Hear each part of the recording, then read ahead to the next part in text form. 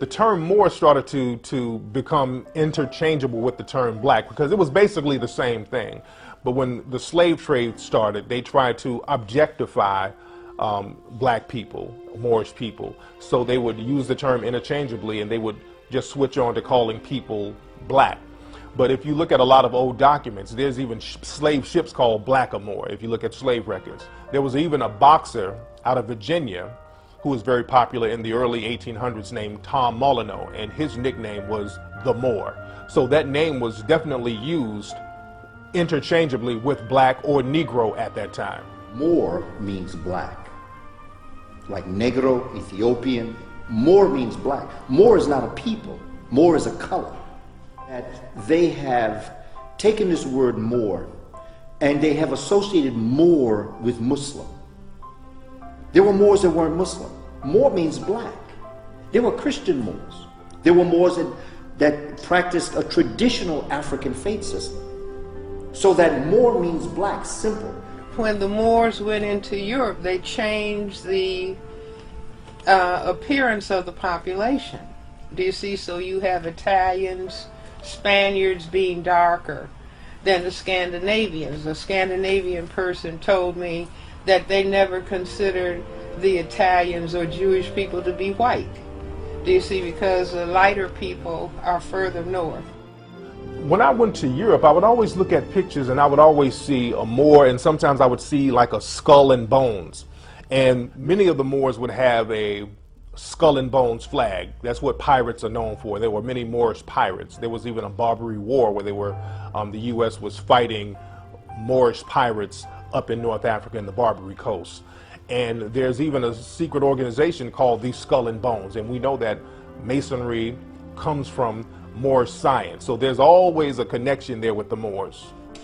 And it's important that as we begin to develop an understanding of this society, that it's not Freemason as we know it, and that the Moors brought in this knowledge into Europe. Africans brought this knowledge into Europe. And in bringing this knowledge into Europe, the Knights Templars and other organizations were born out of this. And peoples of European descent were exposed to alchemy, okay? The periodic table of elements, the laboratory, how to take information, how to take elements and atoms, and to begin to manipulate them to make them into different types of molecules. The basic one is hydrogen, 2 hydrogen is helium, 3 hydrogen is lithium, 6 is carbon, 8 is oxygen. So you have this alchemy that's going to come, and they're going to begin to study, they're going to begin to learn, they're going to create societies that's going to develop an understanding. This is going to be what eventually is going to become Freemasonry, because only a select group of people in Europe is going to be exposed to this information. But the secret of Masonry, of who we really are, the Moors, is being here on this land, this particular land. Because it was called, in many names, you had Turtle Island, that we called it, or Tula, or El Morocco, the different terms that we had. And the original map of America was written by a guy named Idrisi. The original map was written in Sanskrit. Antarctica was actually mapped by a Moor. And most people don't know it was mapped by a Moor. And they have old topographical evidence of old maps of Antarctica. That's why the Nazis fled there, because they knew that there were places there under the ice that they could actually inhabit and hide. It's just been awful how they've did us on religion. And our people tend to think that even those who feel that they know that white Americans have mistreated us, their grandchildren or great-grandchildren still mistreating us in a lot of ways. They still believe, well, but nobody would lie about God, when that's not true. People who are trying to subjugate another people and turn them into slaves, not just physically, but mentally, then they certainly would try to teach them that God looks like me. A lot of people say it doesn't matter what Jesus looked like, it doesn't matter what God looked like or other deity. But the thing is, if it did not matter what Jesus looked like, why don't they show what the original paintings and pictures of Jesus look like? Why don't they show what the original paintings and pictures of the disciples look like? Because that's very important to know if it doesn't matter. When Michelangelo was told by the Pope to put the picture of the Holy Family on the roof of the chapel, Michelangelo said and the Pope specifically told him to make it European. Michelangelo explained to him that there are no models of a European Holy Family. And so he said, you'll think of something, and he did. He used his family. We thought the only guy we had was the one that white people gave us, which was Jesus, okay? And he looked like them. And when we saw them, psychologically, we would transfer that was deity. If it really was unimportant what he looked like, then why didn't he look like some of the majority of the people on earth? Why would he look like the people who are the minority race on the entire earth? We're not the minority. People always ask me, why do the black church not get rid of the white Jesus and put a blue black Jesus in place with a nappy head? Because black people would stop going. Not only did they hide the color of religious figures throughout Europe, they would hide the colors of other very important people, especially royalty in Europe, because there was a strong African presence in Europe for a long time. A slave master is a slave master, whether he's controlling you in the interest of harm or controlling you in the interest of his own benefit.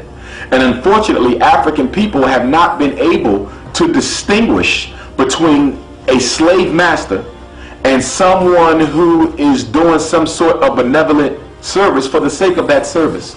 There's no college, no institution, no effort, no corporation I know of funded by Europeans that in some way, shape, or form does not serve the interests of the European who funds it.